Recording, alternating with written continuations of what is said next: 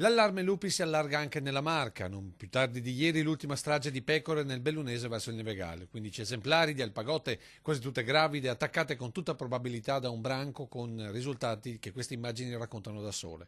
Sconfortata, la titolare dell'allevamento di Mezzato, Giovanna Alban, sta cercando di salvare la razza alpagota in via di estinzione e in una sola notte si ritrova con 16 degli oltre 30 capi che negli anni era riuscito ad incrementare. Il veterinario giunto sul posto ha trovato un'orma che non lascerebbe dubbi sul passaggio dei lupi, un branco che presto potrebbe sconfinare sul Trevigiano e che mette in allarme allevatori non solo. Sicuramente un problema per me come imprenditore che ho il mio capitale nei miei bovini e vederlo messo a repentaglio da una non gestione di una situazione come questa, quando si è voluto portare il lupo ma senza pensare a quale sarebbe stato l'impatto in questo territorio, è veramente una situazione che va presa nell'immediato, gestita, capiamo come fare, sediamoci intorno al tavolo per capire come fare prima che i problemi diventino ancora più grandi.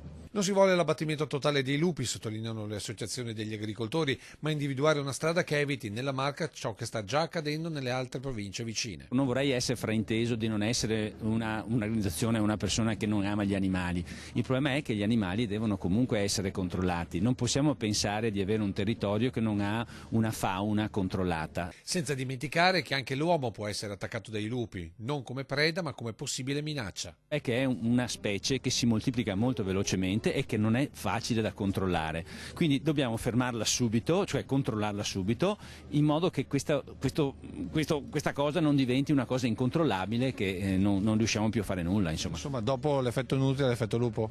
Sì.